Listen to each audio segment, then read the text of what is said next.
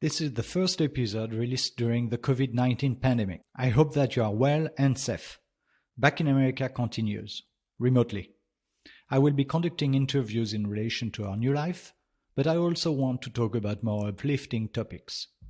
As always, I welcome stories, ideas, so do reach out on Facebook and Twitter.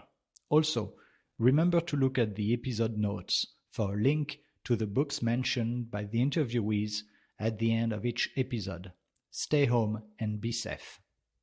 If you're tired of arguing with strangers on the internet, try talking with one of them in real life.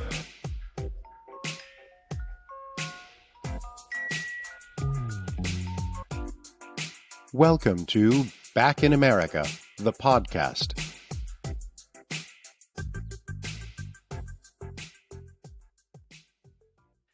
I'm Stan Berteloot, and this is Back in America. Today I'm speaking via Skype with Princeton High School Principal Jessica Baxter.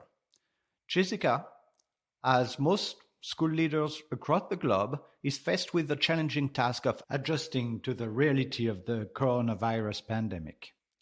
When the school closed initially for 2 weeks on March 16, putting in place remote learning was only part of what had to be done.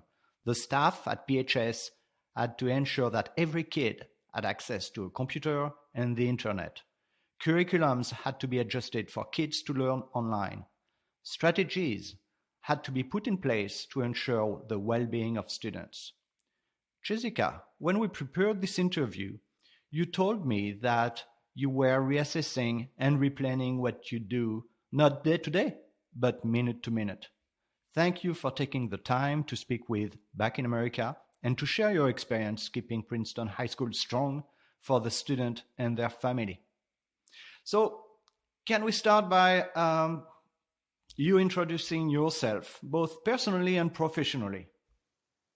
Sure. Thank you for having me. I actually began my career as a Spanish and ESL teacher in high school. So I taught there for about 12 years before becoming the assistant principal at Princeton High School in 2011. I've been at Princeton High School ever since, and this past July, I was named principal. So this is my first year as principal, and it's been quite a year. It's actually been pretty fabulous. I obviously wouldn't like a pandemic to happen to anybody, but I think we're dealing with it well and have a great staff, and we have great kids. Personally, I live about an hour north of Princeton. In the nice little farm country of New Jersey. I have 2 daughters. They're ages 5 and 8. So not only am I going through remote learning as a principal, I'm also going through it as a parent who has become a kindergarten teacher overnight, which is one of the biggest challenges here. So that's me. That must keep you very, very busy. So do you go to school during the day or do you work from home? Well, if I'm allowed in the building, which right now we're not supposed to be in the building, but when the custodians do their building checks, once or twice a week, I try to stop by for a few hours. But mostly I'm home right now. So since last Friday, I've been home. And this is the first time in my life I've ever worked from home.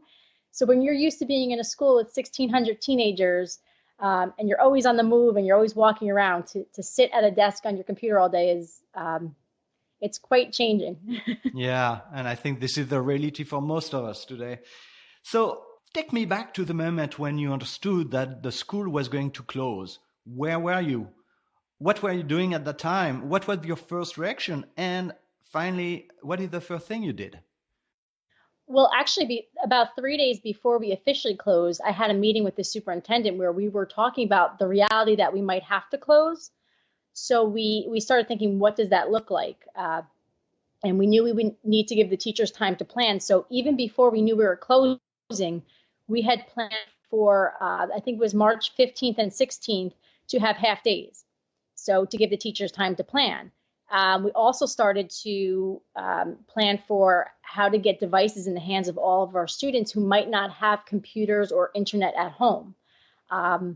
It was one of those things I really didn't have time to process how I felt about it. It was just one of those situations where you just start making a list of things you think you need to get done because you were running short on time of having people in the building. Did you sense a sense of panic at the time? I mean, this is like unknown situation, right? We don't have a playbook for that. Well, I didn't sense panic, but I think that's one of my primary roles as principal is to model behaviors that I want to see. And I've always been of the mindset that panic isn't helpful. It doesn't help you. It just rushes things. I think in order to think clearly, you have to just process your priorities. And in the moment, before we officially closed, and then even when we said we were closing because we still had school for a day or two, then it's very uncertain, and everybody's coming to you, and they need to look at you and know that you're calm, and it actually calms them down because kids were coming up and they were scared and they were frustrated and uncertain. And they need me as a principal to be calm for them. So, I'm always honest with students and staff if they ask me questions, because originally we closed for 2 weeks and everyone said, oh, are we coming back in 2 weeks then? And I said to them, that's the plan for now, but it could change. And that was an honest answer. But I've always thought that when kids and teachers ask you, and parents, when they ask you a question, you calmly answer it, and you have to also reassure them that, yes, these are uncertain. I might not have all the answers to your questions, but I'll be there to support you, and we're going to get through this. So you said one of the first things you did is to ensure that all the kids were having access to a computer. Did you have to invest? Did you spend any money procuring more computers? Not at first. We've had a program in place for about 3 years in Princeton. Any student who qualified for free and reduced lunch, basically, if their families were economically disadvantaged, we would provide them with a school laptop. It's a MacBook Pro and a hotspot so that they had internet access as well at home. So we had been doing that over the past couple years. So we thought we would be in a good situation.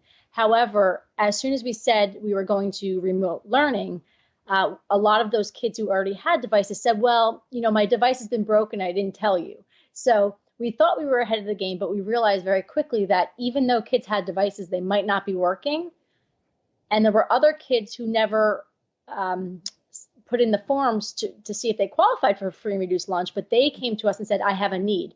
So at that point, it wasn't about paperwork. It's just if a family is saying they have a need, we need to get them a device. So the technology department worked very hard to get devices ready. And my team at the high school just worked to distribute those devices. Even after school closed, we were still there in the building so students can pick up their devices or exchange them or just troubleshoot logging on. And where are we at the moment? At the moment, everyone who had asked for a device has one. I had just heard yesterday that we have 2 students who are, I guess they were out of data on their hotspot. So unofficially, I'm going in Monday and I'll be at the high school to exchange hotspots for them. But there is a question with tech support. A lot of kids need help. So now we're actually seeing if we can get our people in technology, both English speaking and Spanish speaking, to be able to reach out to families to help them just troubleshoot some technology issues they're having or some access issues. Right. And how many computers is that altogether? We're probably talking at the high school about 9% of our students. So roughly 150 kids. Oh, okay. Back to the first time, when you know that the school was going to close, how did the teachers react? The teachers, I have to say, they reacted in a way. I'm very proud of the reaction. They got to work. They said, okay, we have half days. The first half day was a Thursday. I gathered them for about 10 minutes in the auditorium. And I said to them, we still have school tomorrow, but I'm not going to gather you in a large group again tomorrow. We're talking about socially distancing ourselves. So I just want to give them one little parting message from me right in person. And I just said, listen, we're going remote learning. We have a platform already. We've had Power School Learning, which could serve as an online classroom. We've had that for a few years now. Now's the time to see how far we can improve our practice in that area. And I said, you have planning time. I asked them to buddy up. So if somebody taught the same course as them, instead of creating as much content that they needed themselves, they could pair up and really divide and conquer. We also came up with a schedule where we have an EF schedule at the high school for our block days, where half of the classes meet on E days, half meet on F days. So the students and teachers are only responsible for half of their classes every other every other day. So that was reducing some workload as well. And I said to them, we're not in person. You're not going to teach a class in this situation as you would in person. So obviously your instructional strategies are going to change. We're really going to focus on skills here, not every single activity that you normally would have taught as part of your curriculum.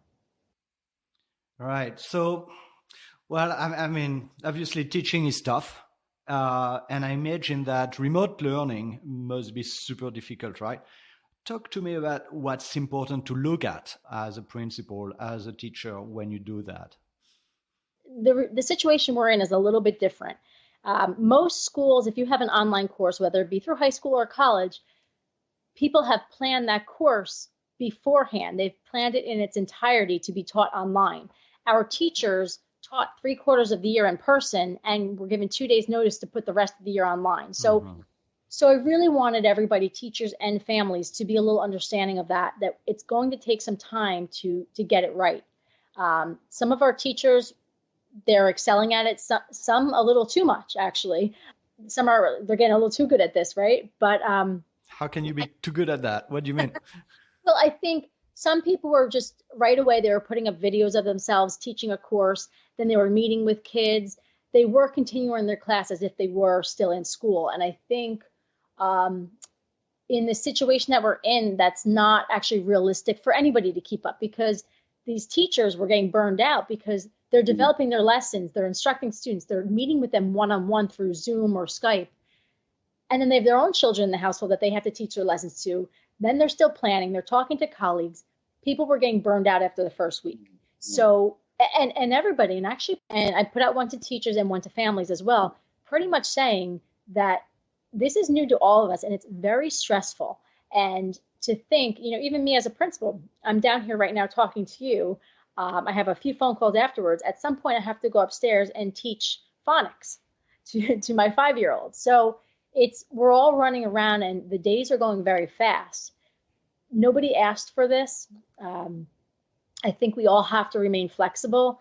You can teach your course and you can have good instruction remotely without hitting every single chapter or unit that you normally would. Our kids can still learn skills. We just have to approach it in a different way. And I think our teachers are really working that out. Our teachers are sharing really good ideas of successful strategies that they're employing. And we also just put something out to students, a survey, asking students to say, what activities are they really enjoying remotely and which ones are they either not enjoying or finding difficult? And we're going to send that to the teachers so that the teachers can also use that as some more data and make different informed decisions about, going forward for the fourth quarter after spring break.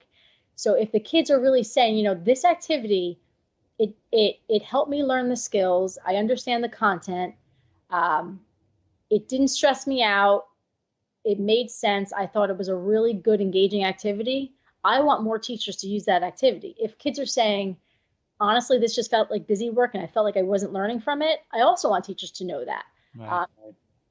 So, talking of the kids, have you been speaking or interacting with any of the kids? Did you get any feedback personally? Actually, it's really nice to see how many kids are reaching out through email to me, just checking in. Before becoming a principal, I was an assistant principal, and we work very closely with our students and families, and you get to know them pretty well. So we've been doing that.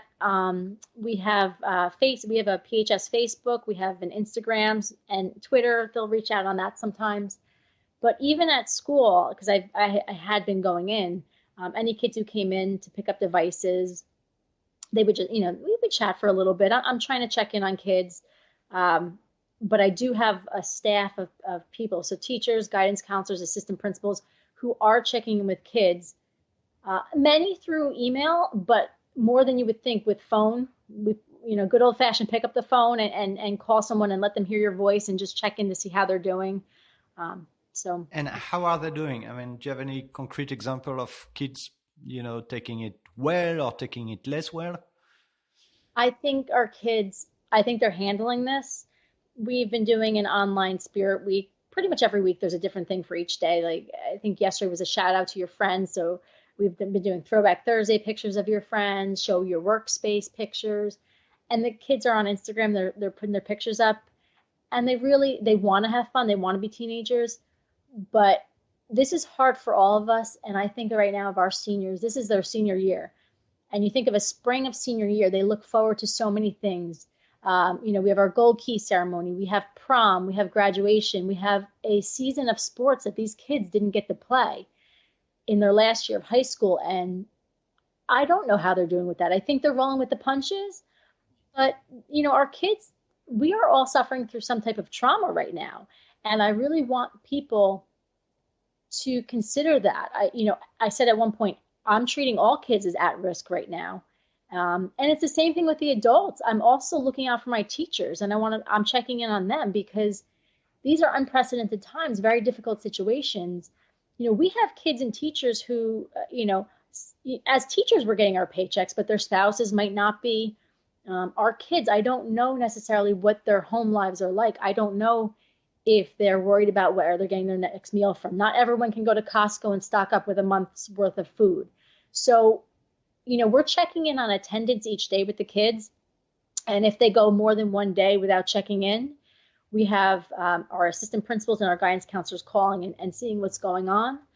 In addition, if they do sign in for attendance, but they're not doing classwork, our teachers are letting us know. But our kids are going through a lot. We have teenagers who are, if their parents are working, they're providing not only childcare for their younger siblings, but they're also in charge of their own schoolwork, their their siblings' schoolwork. Mm-hmm. So, I have one case, I have a junior, and he's not doing any of his own work because he has a brother in middle school and 2 younger siblings in the elementary schools, and that's his priority, to make sure that they get their work done. Wow. He's not a high priority. So we have to really focus that it's not just about getting all your work done in high school. We have to kind of take into account that these kids are going through a lot right now.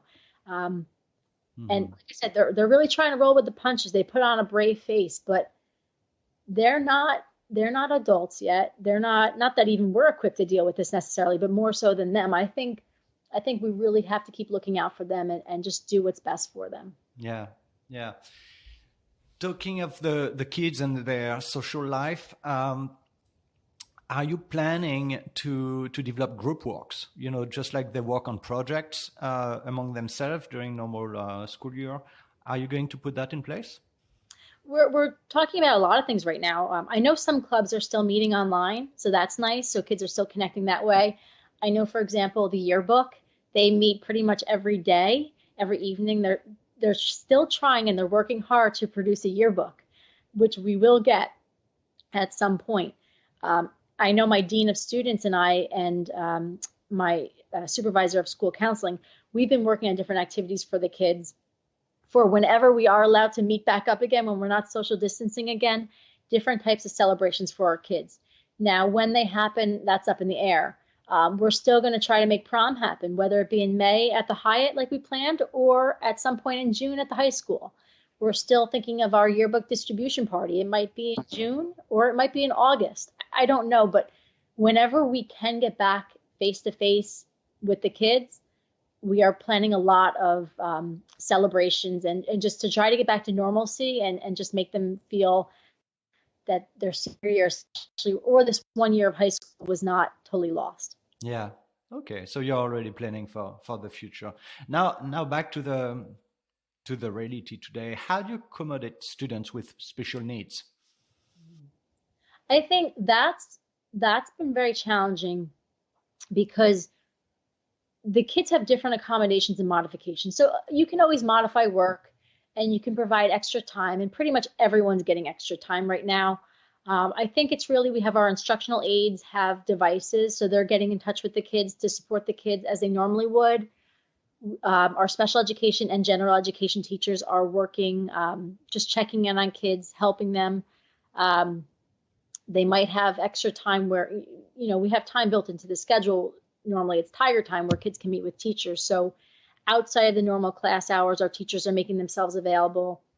And, I think it's really a case by case situation, but accommodating special needs kids, they're not, if they're out of school, you can give kids exercises to do for physical therapy or occupational therapy, but if you're not there to be able to demonstrate or help manipulate the person, it's not as effective. So parents are becoming therapists in that way. And Yeah. we're trying to provide services as best we can remotely, but nothing replaces that face-to-face interaction with the service provider. Yeah. Okay. I was talking about this interview with one of my daughter, Violette, who is a senior, and she had a question for you. How do you deal with students that have no motivation for school and who want to drop out of school? Well, the kids who, when school is normally in session and we go to the building every day, we know our at-risk kids who aren't motivated to either go to class or even come to school. So for them, it's going to be, amplified with the remote learning because we don't even get to see them. We don't get to provide them with the therapies and the counseling that we normally would. So that goes back to the checking in. I actually, there was one kid, I actually brought the device to his house 2 weeks ago because he hadn't come to pick it up. And, we're like I said, the phone call, the good old fashioned phone call. A lot of those kids, though, because we do know who they are and we have a connection with them, they might not necessarily have a connection to the school or school work, but they do have a connection to adults in the building. That we're just trying to just let them know that we still care about them and see what we can do. But, to think that you're going to take a kid who didn't do well in school to begin with and turn them into a star student online, it's not, I don't think it's realistic, but I still think you let them know that at the very least you care about them and you're there for them. And what about students that might be super comfortable with e-learning and in fact may tend to prefer it to, the actual physical class? Do you think that will change, your reality when you go back to normal? I think this is going to change. Remote learning is going to change a lot. I mean, there's, maybe we will do online classes. That could be something in the future. Now that we have this platform, we have experience with it, we're working through the kinks. But I think more, it's going to change how we deliver instruction and how accessible the content is to kids. So what does it mean now if you're absent, whether it be you're sick or you have a field trip or you have to travel? Teachers can put content and they're more comfortable with putting content online. You might not miss that content now. You can access it at any time. Or even if you were in school, but you just need to review the lesson a little bit more, if your teacher recorded themselves and they could put it online, you can just go back and review that. So I think that's a really nice benefit that's going to come out of this. I also think it can help us maybe with our snow days in the future. Maybe we don't have to have snow days that we have to make up if we can say that we had instruction. But I think this experience has shown us how vulnerable we are. I think we're working through it and doing pretty well with it. But I think it's really revealed some blind spots. We thought our kids all had devices and had access, and this showed that they didn't necessarily. Or even kids who are not in need financially, they still might only have one device in a household of 3 kids and 2 parents who also have to do their own work from home. So I think I'm an optimist, first of all, but when I look at this, I don't see all negatives. I think at the end of this, we'll come out stronger. I think our instruction is going to be better and how we deliver and how kids access it and families access it. Right. So you told me that already. I mean, at the beginning, you were planning for only 2 weeks, and now you know that it's going to last way longer. Do you find it easier to plan the long term than just, doing it for 2 weeks? I think long term just removes the uncertainty, and I think that's just helpful on everybody mentally, emotionally. If you just know, okay, you know what, I don't have to worry about 2-week chunks. I can just plan for the rest of the year, and if we go back, that's great. I think that's helped people tremendously, just to get into that mindset. And even as we go into our last quarter, everyone was worried, what are we going to do about grades? I'm not worried about grades. I know at the end of the day, I asked my teachers to treat our kids as at risk, which means, we're not going to hurt them. We have 3 good quarters of grades from instruction in person. We'll see how it goes. But I think the 2-week chunks, how we started off, and that's why I said to you, this is a minute-to-minute situation, because when we first said this, we said 2 weeks and then we'll have spring break and we're going to come back. And then one day into it, I think the governor came on and said, no, this is going to be much longer. And anybody who watches the news, some people say June, some people say September, some people, who knows what they say. So I think for our teachers just to say, and for our kids to say, hey, plan on the rest of the year. That's the worst case scenario. And then of course, if we go back, that's just, we'll be okay. It'll be better. Okay. What has been your main key learning so far? I think I've always liked to have control of situations. And I think you have to just embrace the fact that things are going to change. You're going to have to adjust. And I have really good, capable people on my team at the high school. The administrators, the teachers, the aides, the secretaries, they've been very responsive, and I know that I don't have to do everything. I don't have the answer right away. I have really good people with me who seek answers, and they're problem solvers. And listen, if we can get this and we could put this together in 2 days, we can do anything. Any advice for students, parents, and other teachers out there? Yes, I think you have to take the pressure off yourself sometimes, and you have to remain flexible. I keep saying flexible is our new context. And also reach out. If you're frustrated or, you're overwhelmed, reach out to someone. We have a lot of adults at the school. This goes for teachers and students and parents. We have a lot of adults who, we're putting content out because we're trying to give people the sense of normalcy. Like, this is my classwork for today. But if you're feeling overwhelmed and you contact me, I'm going to work with you individually. At the end of the day, I just want people to just know we're going to get through this. I want people to not panic, and we're here for you. Okay, good. Well, this is Back in America, and I always ask 2 questions at the end of interviews, which are, what is America to you? And do you have any books, movies, or TV series that you recommend for everyone? Okay, so what is America to me? And I have a very simple answer, but then with an explanation. America is my home, and which I think means that, sometimes you love it, sometimes you hate it, but it's always a source of comfort. I travel a lot. I do travel outside the country quite often. And there's always something about, I love my experiences outside the country, and I love experiencing new cultures and learning from people. But there's always something about going home that I just look forward to. And you get here, it's kind of just a nice sigh, like, oh, I'm back home. And that's what I think about when I think about America. I love this place. I like how people here feel empowered and entitled to have an opinion and to want to work to make it better. And we talk about the good, the bad, the ugly, and that's what America is to me. Good. Now, any books, movies? Oh, yes. Well, books. I am an avid reader. I was given a book by my former principal, Gary Snyder, a few years ago. It was Daring Greatly by Brene Brown. And I read it years ago, and I thought it was great. I'm now rereading it. I have a book club tonight where we're talking about it. But I really like it, and I think it's very timely right now. It talks about being open to vulnerability and letting go of control and trying to plan every single exit strategy. And so I think that's a great book that everybody can and should read and reread. Another book I read recently was written by 2 former Princeton High School students. It's called Tell Me Who You Are, and it's written by Winona Guo and Priya Volchi. And we actually did a book club with the faculty and students because we're trying to improve our own racial literacy at Princeton High School in order to recognize racism, counter racism, and react to it. And it's just a really nice book of stories about honoring people's identities. So, okay. And as for movies and TV, I don't watch too many movies or TV. I tried to watch Netflix the past 2 nights, and it keeps freezing up because everybody else is watching it. But yes. All right, good. Well, thank you so much. Is there anything you wish to add?